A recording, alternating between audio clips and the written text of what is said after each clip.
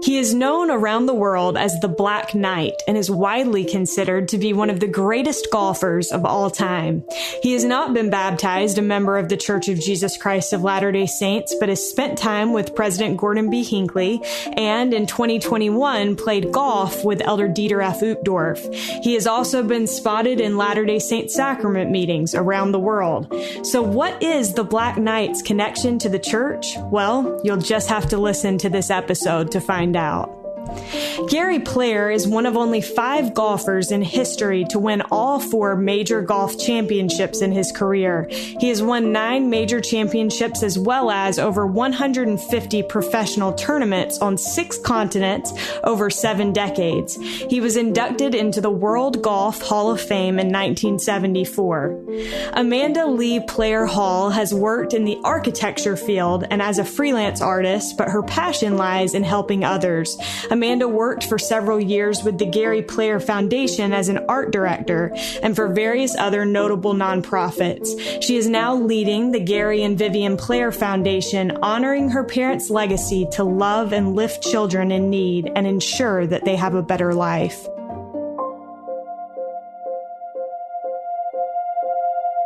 This is All In, an LDS Living podcast where we ask the question, what does it really mean to be all in the gospel of Jesus Christ?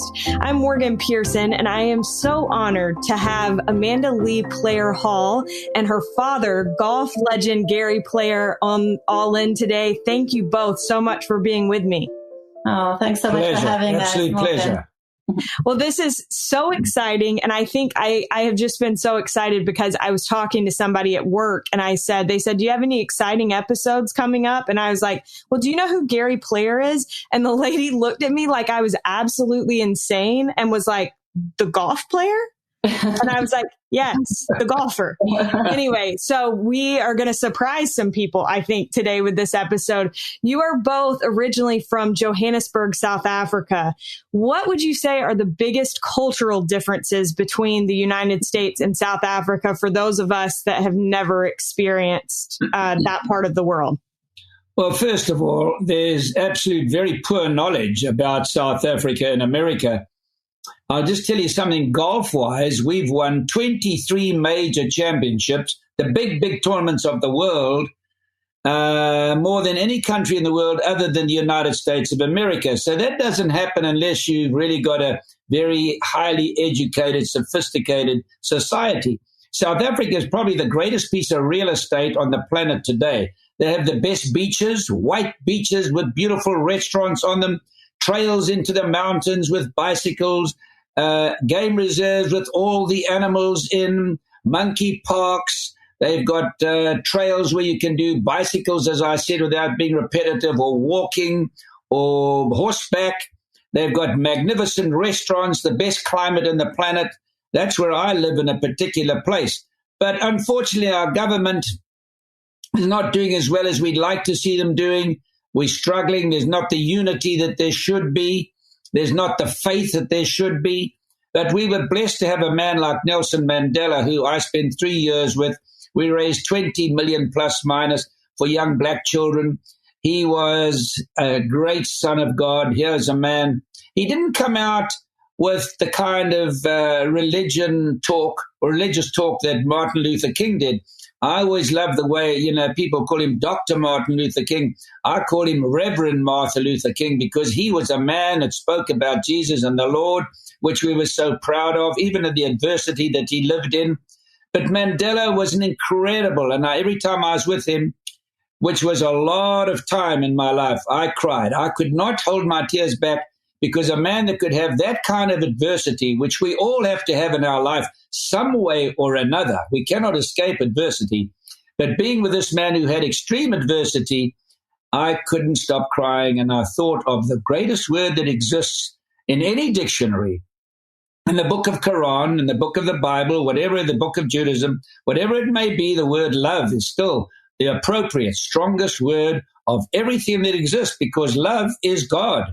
So our similarities in our country, a very religious country, but unfortunately, religion and freedom is dying in the entire world today. Even in the greatest country that God ever provided, the United States of America, freedom is on the wane and religion is on the wane, which is very, very sad for me. But we have the army of God behind us, and nobody can beat God's army. Doesn't matter what cannons and guns you bring along. In the end, we will prevail. And we've got to get the young people, because the youth of a nation are the trustees of posterity. These are the people we've got to try and get them to understand the importance of Jesus in your life. How anybody survives without Jesus in their lives, I don't know. I would just add to that, there's 11 official languages in South Africa, but the African people are one of the most special and unique people on this planet, just so full of love and so embracing. And so it's wonderful to see the gospel just flooding Africa. And it was a wonderful place growing up, and it's a wonderful place to visit and to go and see. So I encourage you to go, Morgan. Well, I'm learning all the reasons I feel like I should go. So this is great. And also, I have to say, I think this is the first time we've ever had anyone on this show that knows Nelson Mandela. So that's pretty cool. Yeah. Gary, your mother, if it's okay with you, I'd like to kind of go back in time a little bit. Your mother passed away when you were 8 years old. I watched an interview where you talked about how your mother never saw you hit a golf ball, which is pretty crazy to think about for somebody that has captivated people all over the world with your ability to play that game. So how did losing your mom at such a young age strengthen your faith in Christ, and what kind of impact did that have on your life? One of the great sayings or the commandments about honor your mother and your father is so true. And if you think of how many children today, a high percentage that don't honor their mother and their fathers, it's a lot higher than we think. It's quite shocking when you think about it. But I adored my mother, and actually she died when I was 9. And my brother went to war. That's when I was a young boy, and he was 17. My father worked in a gold mine, 8,000 feet underground for 30 years, going down into that hellhole for £100 a month to educate his children and put food on the table. So the school I went to taught me about dress code, taught us how to pray in school. We still have prayer in those schools, which is so good. And that's, for me, so sad that they took it out of American schools. It doesn't mean to say you've got to have a Christian faith. You can be a Muslim, you can be a Jew, you can be anything, but just say a prayer of some kind that suits everybody, because I don't know how you survive without the love of the Lord, whether you're a Muslim, whatever you might be. So our schools still have that, a dress code, as I say. And so it was very difficult for me, because I'd come home from school, which was an hour and a half, and I'd get to a dark house, nobody there. At 9, I had to cook my own food, make my own bed, etc., etc. Wake up in the morning at 5:30 to go to school, and I lay in bed. I can vividly remember every night of my life crying, wishing I was dead. That was the greatest gift ever bestowed upon me. You see, what is taken away is given in another way. And so there I was, feeling sorry for myself, which unfortunately is a trait of the human being. They don't want to have adversity. They feel sorry for themselves. And you've got to realize, as we said in the beginning of the show, everybody has their chance to have adversity, and that's how you handle it. And how better can you handle it than to have the Almighty on your side and to give you strength to accept it? So well said. How would you say that growing up without a mother affected your appreciation for your wife and the way that she raised your children?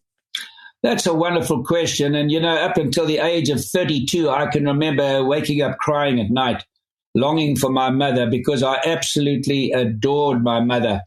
And to have her taken away was a very, very difficult thing in my life. As I said, she never saw me become a world champion, but we know that she saw it from above. We know that. And so we've got to be comforted by that.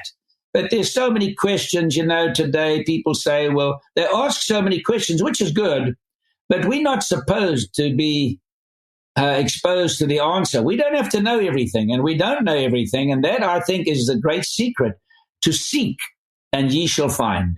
The trouble is everybody wants instant answers today. Young people get married today, 10 years, is almost a record now. They're not prepared to battle it out. My wife and I were together for 72 years. I met her when I was 14 and she was 13. And what a gift that was bestowed upon me, and how we battled it out and worked things out together. So, what has taken away your mother, your dear, dear mother, and then to find a woman at the age of 14 and to build this great strength and love together and have 6 wonderful children, 22 grandchildren, 2 great-grandchildren. You see, what he takes away, he gives back tenfold if you seek him in your life. I love that. Well, I feel like there may be people listening that are like, okay, how did you get Gary Player on this podcast? And I think that we probably need to establish that, Amanda, you are a member of the Church of Jesus Christ of Latter-day Saints, and you were dating a member of the church in high school. That's how you initially came in contact with the church, from what I understand. Is that right? That's correct. Yeah. Okay. And your boyfriend invited you to a church meeting. From there, you wanted to know more. What do you think it was that, obviously your dad has incredible faith in the Lord. What do you think it was that drew you to the Church of Jesus Christ of Latter-day Saints? That's an excellent question. I think growing up, I was privileged and had the opportunity to be exposed to so many different faiths and cultures and religions, and was appreciative of those. And obviously we grew up in a home with tremendous faith. I had the opportunity to go to a Catholic primary school or elementary school. I remember we went to mass every week, and I was always so impressed with the devotion of the nuns, and I loved them, and they taught me. And I remember I was probably 9 or 10, and I remember going to one of them and saying, I think I want to become Catholic or a nun. And, in their wisdom, looking back, they were just so sweet. And they were like, you know what, Amanda, I think you need to just keep searching and be patient, and the Lord will guide you. And I was so grateful for that wisdom, because it definitely did put me on a path of searching. And as a teenager, I looked at many different churches and went through confirmation classes. And then when I met Michael, I went to church with them for the first time, and it was a fast and testimony meeting. I think their family was just cringing. But again, I was so impressed, or so touched by the sincere expressions of faith. And I was really impressed with people's personal connection to the Savior and to their devotion to their faith. And so I think that was where it really, really impacted me and gave me the desire to learn more. And you were initially hesitant to even tell your parents that you were learning more about the church. Is that right? Yes. I mean, I think they knew I was dating Michael, and the next time I was home from college after, going to church for the first time, their family invited me to go to their home for lunch, and the missionaries just happened to be there, which, looking back now, it wasn't a coincidence. But, as I started talking to the missionaries, they invited me to learn more, or to take the discussions, what we called them back then. I'll never forget, that first discussion. I was sitting there with the missionaries, and they held up the flip chart. We used to have flip charts back then. And they shared their experience of Joseph Smith, the young boy, kneeling in a grove, and the experience that he had. And the only thing I can explain to you is that I was just overcome with this incredible feeling of warmth. And, even to this day, I have to acknowledge that was a heavenly experience. And I've never been able to deny that experience ever. I continued the discussions, and I learned about baptism being the next step. So I think my parents were aware that I was, studying, but they didn't have any idea that I wanted to be baptized. And of course, I'd heard all these nightmare stories of people being disowned by their families. And, I adored my parents and my family. And so the idea of them disowning me because of that decision was just terrifying to me. And so I held back telling them. I remember a kid telling my mom and dad, I have to tell you something. I have to tell you something. I don't know if they remember this, but I built it up, and I'm sure they were thinking she's going to drop out of college. She's, whatever. I don't know what they thought, but by the time I finally told them, I'm like, I want to get baptized. They were like, I think they were so relieved. They were just thrilled. So that's really the way that you should handle this. You set expectations very low, and then... Yeah, I know. And it's interesting because The Mormon church, maybe because of the enemies of the church, and there are a lot of enemies in the world today, the rumors that were spread. And I thought, gee, as my daughter, I know you call it the Church of Jesus Christ or the Latter-day Saints now, but those days they call it the Mormon church. And there were the terrible rumors that you're allowed to have 5 wives, etc., etc., and you don't believe in Jesus Christ. This rumor was spread around. And I know when I went to listen to President Hinckley, who I had the honor of meeting on 2 occasions with Vivienne and I, what the most wonderful man you could ever wish to meet, Mr. Ugdorf. He was I played golf with him not so long ago. Wonderful people. And we knew so little about the church. And now, having been educated with my wife, my daughter, my grandchildren, and quite a lot of people in your church and our family, these young boys that you have, or young men that give up 2 years of their life. I've always thought that 1 year was sufficient, but 2 years of your life, they come back, they've had an education. It's like an army training, which young people in America today really need because they've got a sense of entitlement and they're not entitled to anything. But they come back like Luke. He speaks Spanish fluently. Amanda's speaking to ladies in our house today that are Spanish, speaking fluently. So your church has produced such the most wonderful young men that are humble, well-mannered, dress properly, shave every day, look, not that I criticize somebody that doesn't, but these are young men representing a church, and there's a time to go your way or another way. But whilst you're a member of the church, you've got to behave like the church requires you. And it's a great discipline, and they turn out to be wonderful people. If I was a young man today in my teens, I wouldn't think anything else about being a member of your church. That would be my prime choice, because I can travel anywhere in the world and get off a plane, and I can pick them out in the airport. They stand out. They stand out. And this great country, that's exceptional if you can stand out, because this is a very competitive country. I'm a bit old to change now. I'm 86. I don't want to go doing all that studying. I've had enough of that now. I want to just, for the last few years, I don't even know when my alarm clock's going to go off. We're not giving up, Morgan. We're not giving up.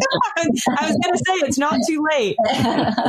Let me ask you this, Gary. You mentioned that your wife also joined the church. Was it any different when it was your wife versus when it was your daughter learning about the church and wanting to join the church? No, because you've got to be open-minded. We are lucky that we live in countries. If you live in China and a lot of other countries around the world, you cannot go joining churches and have the choice of religion and have the freedom of speech. So I want my family to choose whoever they want to. I would obviously love them to have Christ in their lives. But if they choose to become a Muslim or whatever, or become to Magai, become Jewish or whatever it might be, that's their choice. We have freedom. Freedom is such a great word that my brother went to war to fight for, and all the young, wonderful men fought for freedom. If you go along and you look at Normandy, for example, we should have that picture of Normandy should be shown in every school. You don't get freedom through negotiations. You get freedom through fighting, unfortunately. And so what people have gone through for us, and so Winston Churchill and Roosevelt, who won the war for us, these are things we got to be very, very thankful for, that we have the freedom. And I want my family to choose whatever they want to be. I don't want them to have to choose what I want them to be. And that's very essential in families. And people must accept things. They mustn't be reluctant to change. Well, I think that's so wonderful. My grandmother was a convert to the church, and I didn't know until just a few years ago that I guess her parents were super disappointed when she joined the church, and she was the only child in her family. And so she adored her parents. And I think that was just excruciating to feel like she had disappointed them. And so I think that's huge. And I appreciate your example of that. Amanda, you served a full-time Spanish speaking mission in New Jersey. You hadn't been a member of the church super long when you decided to serve. Talk to me a little bit about that and what your parents' reaction to your desire to serve a mission was like. Yeah, after I graduated from my undergraduate degree in architecture in South Africa, I went and worked in California for a year, and was there that I lived alone, and I really had studied, and I just, I knew that I wanted to, if I could just change one person's life, like mine had been changed, for the restored gospel of Jesus Christ, that nothing I could do would be worth, everything would be worth it to be able to do that.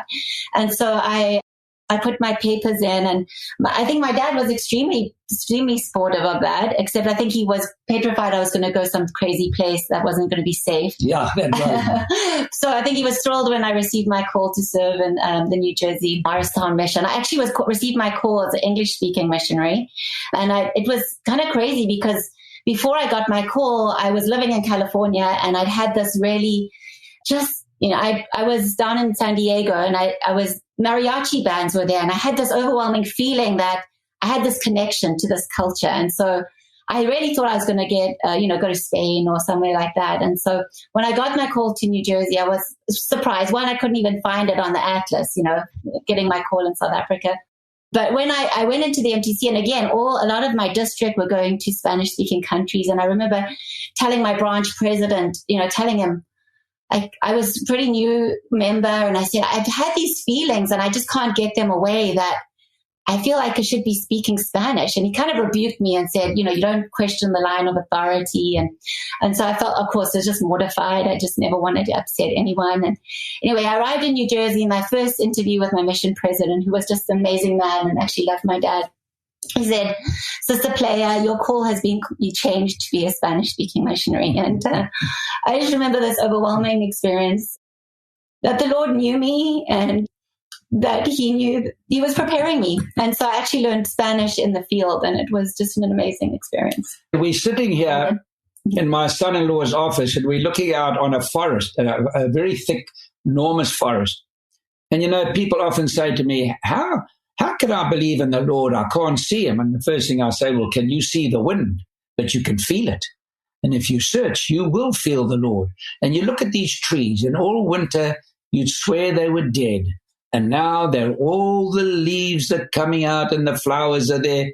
Isn't it a miracle? We are faced with miracles. Having traveled more miles than anybody that ever lived, when I first started, we traveled on airplanes with no jets, no earphones, no beds, traveling from South Africa to here, 40 hours, stopping 4 times in some very strange places, and the children sleeping on the floor. And so, it's just been such a wonderful experience to see how time has changed and how we've evolved with all the technology. But as long as we can accept the technology and not get away from the crux of the matter, which the heart of the matter is, you've got to have faith, because that's an old true saying that faith can move mountains. And it's tough for a lot of people who say, well, I can't see it, I can't feel it. Well, with my wife having passed away after 72 years, I today am sleeping in the same bed we slept in. I put my hand across there. I don't feel anything physically, but I do know that she is responding to me and knows that I'm talking to her. Gary, I loved what you said about your wife. And you mentioned, I think a feeling that a lot of people experience in grief. My grandfather passed away about 1.5 years ago, and it's been so interesting to watch my grandma since he passed. And she and I were on the phone one day, and she said, I don't know what happens after we die, but I sure hope that all of this is true. And I said, I think that it is. But I think that it becomes something that is very real. We need to know it more than ever when somebody that we love has passed away. Amanda, your parents were married for how many years? We were together for 72 and married for 65. Okay. Tell us a little bit, Amanda, from your perspective about both your father and your mother and their marriage and what made them so special as parents and as spouses to one another. I think of Nephi when he said, I was born of godly parents, and I certainly was. And the commandment to honor and love your parents has not been a hard one for me. They're just remarkable individuals that love the Lord, loved each other, and just have an abundance of love for other people. I think for me that what's really impacted me is their great humility, that they've never really been affected by wealth or fame. Watching my dad, he taught us by example, by the way he's lived. And I've seen how he talks to the man on the street or cleaning the street, and how he talks to the president of the United States. And it's exactly the same way and the same respect and kindness. So I think they were remarkable. My mom, she was a remarkable individual, and she was definitely the anchor of our family. She knew how to fill the voids in all of our lives, and we miss her terribly. I think as parents, they were apart for so much of their life in their marriage, and so they, even as equals, they definitely had very different roles, and they sacrificed greatly for each other. Looking back, actually, a friend had mentioned something to me, and it really impacted me that, they weren't perfect. They forgave each other quickly. But what impacted me was how they treated each other. And every time they greeted each other or said goodbye, it was always very affectionately and with a kiss. And that's a good lesson for me, and especially for you, Morgan, as a newly married couple. But it was always tender, and they were the yin and the yang to each other. My mom had a little bit of a serious side, and my dad has this amazing sense of humor. So he always made her laugh, and that was wonderful to see. But I'd say, just obviously my dad shared with you that theirs was the greatest love story that I've ever heard about. And their deep love for each other is an inspiration for me. You talk about a miracle. I was living in a very poor suburb because we were very poor, as I mentioned. There was a wall between our neighbor and ourselves, and I put a rock there because I was not tall enough to look over the wall. But I was exercising, in which I've always been a great fiend of exercise. And so my brother was standing on the rock. He says, "You've got to come and look at this little chick that's come to visit our neighbors next door." So I went there and I saw her. I said, "Good morning." She said, "Good morning." I said, "What's your name?" She said, "Vivienne." I said, "Oh, that's nice." So I said, "Do you play golf?" She says, I knew she did because the lady told me the father was a golf professional. So I said, "Do you play golf?" She says, "Yes." She said, "Would you like to play with us next Saturday?" I said, "I'd love to come and play because my dad played." I said, "I'll see you next Saturday." I got off the wall. Now, this didn't take 2 minutes. I said to my brother, "You see that girl, Christopher? I'm going to marry her." He said, "What are you talking about? You've seen her for 2 seconds." And then I went to hospital to have a cartilage out. In those days, they did a big cut in your leg, not osteoscopic like now. And I was in hospital, and she came out of school at the age of 13 with her 6th sense. She bought a ticket on a tram into town, walked across town, got on a bus, came out to a suburb called Parktown, walked a mile down the road to come and see me in hospital. And I thought, I'm seeing things. This little 13-year-old come all this way. She was there for an hour, and I plucked up the courage to ask if I could have a kiss goodbye, which thank goodness she agreed on. And I saw her walking away in the distance. I said, "Yeah, now I'm definitely marrying this chick. There's no question about it." And what a choice I made. That's an amazing story. That's so good. So you've recently renamed your foundation. It's now the Gary and Vivienne Player Foundation. It's a foundation that seeks to help children living in poverty. Gary, I read something that you said where you said Vivienne was always passionate about the plight of children throughout the world, and in her own quiet way was devoted to lifting, loving, and supporting children who were in need. If you both could talk to me, because you both work heavily with this, talk to me about what your foundation is seeking to do and how you feel it honors Vivienne. Well, first of all, this foundation that we formed here now is for America. You see, America is always helping everybody instead of helping themselves a little bit more, I feel. So this is strictly for America in gratitude for what they've done for me and my family. And also, my wife and I both adore children. Through golf, through this wonderful game of golf, I've changed tens of millions of lives in China, in Africa, built hospitals, churches, schools, and in Britain, homes for the homeless and lying in the streets of London. So golf has been this great instrument to help me change the lives of so many people. And I'm so grateful for what golf did. And when we had our farm in South Africa, which was one of the most beautiful ranches you ever saw in your life, we had 63 employees. So there were a lot of children, at least 100, at least. And we built a church on the farm. And every Sunday we had church. And this was right out, lived out in the sticks. But she'd always stay afterwards and entertain these children and spend time with them. And she just loved children. And now Amanda having taken me to the school here in Philadelphia, and to see these children and to know that we can now help change their lives. What a gift from the Lord to be in a position to do this. I mean, it's just such a great gift that's been bestowed upon me. Yeah, the foundation is really a wonderful opportunity to honor my mother and to lift children out of poverty here in this country.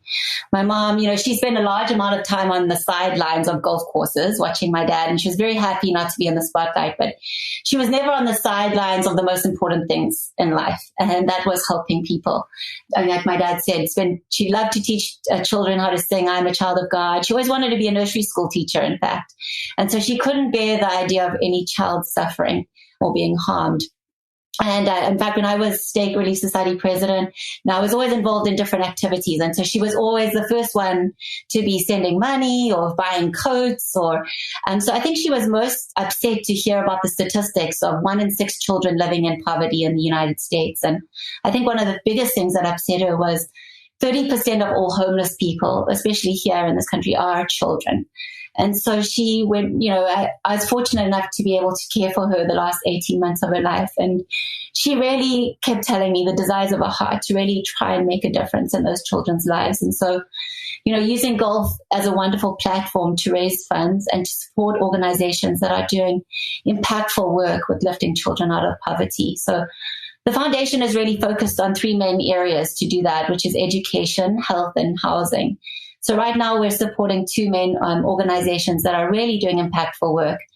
But we also have a grant. We're looking for additional organizations that need additional help, that are doing important work but might need a hand up or extra financial support. So on our website, there is a link to people who are needing grants. And we'd like to really encourage people to apply so that we can help them. But if possible, yeah. That's awesome. I love that. Gary, when your wife passed away, you wrote this: Vivienne taught me the value of love, faith, and trust. She taught our children those same values, and they were blessed to have a mother who lived those values every single day. I wondered, especially, I think one thing that I have found really intriguing about the idea of having both of you on this show is I don't think we've ever had an episode with somebody that was not a member and somebody that was a member from the same family. Mm-hmm. And I think that is something that some people struggle to navigate. So I wondered, how did this example of faith that Vivienne exuded and taught your kids, how did this play out in your everyday life? And what did it look like in practice in your home? Well, first of all, my mother and my father, mainly my mother, was a great believer and had strong faith. And the schools I went to in South Africa were all full of faith. So I came along after being married as a person that had faith. I didn't have to become a member of your church or to have a wife that made me believe stronger. But I tell you what, I never said so many prayers in my life. She wanted to pray three times a day. I wore my knees out. I had to put pads on my knees. So it was great. And I just loved her for it, as I say, without being repetitive again. Just to have a faith is such an essential ingredient in your life. I don't know how you live without faith. And this is what's happening. We can see deteriorations across the fields, deteriorating because people don't have the faith. And so we've got to do everything in our power to try and convert people to believe, but give them good reasons to do it. That's the big thing. If you're a salesman as such, and you have a product, and we have the best product in the world, you've got to know what you're saying, and you've got to appeal to people, because there are a lot of devils out there that are against us. Amanda, what would you add to that? Well, I think we all are at different places on our spiritual journeys. And I think it's really essential that we extend love and mercy and grace to each other as we navigate that journey. And so I think it is challenging. I know my mom desperately, she adored my dad. And I know her greatest dream was to go on a mission with him. She just thought he would be the greatest missionary. And she's right. She's right, exactly. I've gotten a little taste of that. Right, a little taste. He's the greatest missionary, right? But, I think what is essential is that we focus on the positive. I think focus on what brings us together. And I know that's, my dad's I actually was just sharing with him the other night, we were out for dinner and we were talking about religion, and he stood as a witness of Jesus Christ before I did. And I was just so grateful for his example. And so I think maintaining a focus on the Savior and how we can build our faith in him is one of the greatest things that we can do. And I think everything else ultimately will fall in place after that. Amanda, let me ask you one more question before we get to our last question. How would you say that, I think I'm listening to both of you and I'm like, wow, incredible faith in Jesus Christ. And when you grown up in a home where that faith was already there, I think it's really easy to be like, well, why would you need to join the Church of Jesus Christ of Latter-day Saints? So how would you say that the church has blessed your life? Oh my goodness. I'm just so grateful. I can't imagine my life without being a member of the Church of Jesus Christ of Latter-day Saints. I think the greatest blessing that the gospel has been to me, or the restored gospel of Jesus Christ, is it's been a vehicle for me to come to know Christ. Serving, and I always say every calling is is a vehicle to come to know Christ. So serving in different callings, especially as a missionary, was a life-changing experience for me. Taught me to rely on the Lord and to draw upon his power. It taught me to love his work and to love all people. And I think through the gospel, it's helped me to know that he knows me and helped me to know him in a profound way. So, it's been such a blessing in my life, and I'm so grateful for it to have been made covenants and that bind me to him and to others. And it's given me incredible purpose and direction. And so I'll be eternally grateful for that opportunity.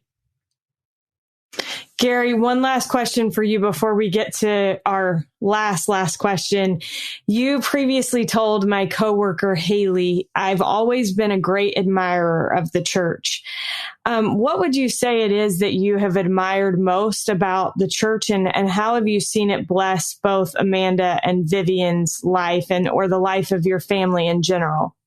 Well, coming back to the most important word in your life is love, because that is God to the hilt.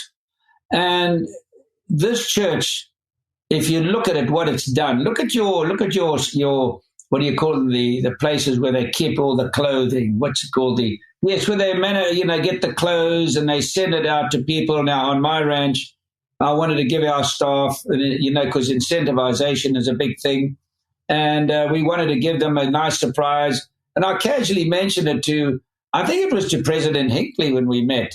And the next thing, here arrives this big crater of beautiful clothing. And this is what the church does. They do great good without blowing their own trumpet and telling people what they do.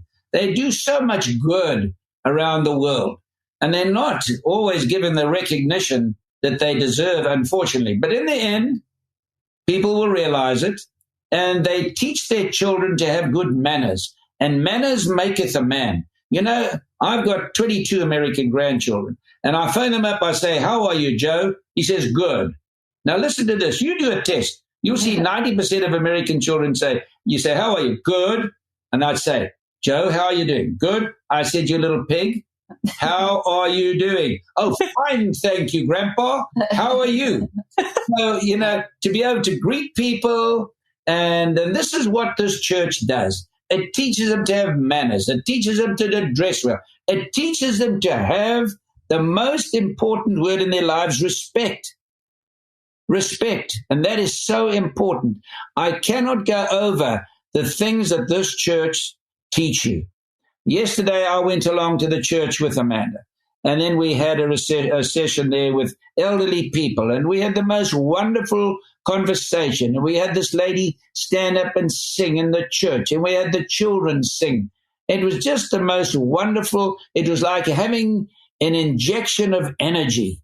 I left that church feeling revived. I mean, it just gives you such strength. So, Morgan, let me just, in conclusion, just to say how much I've enjoyed talking to you. And I know Amanda has, and God bless your church, and God bless America. Thank you so much. My last question for you is the question that we ask at the end of every episode of this podcast. And that is, what does it mean to you to be all in the gospel of Jesus Christ? Well, for me, it's very simple. It's, we all need guidance in our lives. Doesn't matter how old you are. I'm 86 and I'm really only 50. I mean, I'm fit. I still do thousands of sit-ups. I still play golf well. I still not even thinking of retiring, traveling around the world. But I wake up every day and I get a message. That's the message I get. And it's a clear message. And it helps you, what you have on your ring, which is self-explanatory. CTR. Choose the right. You have the choice. In this country, you have the choice to choose the right or choose the wrong. It's surprising how many people choose the wrong. It's going to help me to choose the right in spite of all my faults. And I pray for forgiveness of my faults every day because we're all inundated with faults. And we must never be judgmental on people.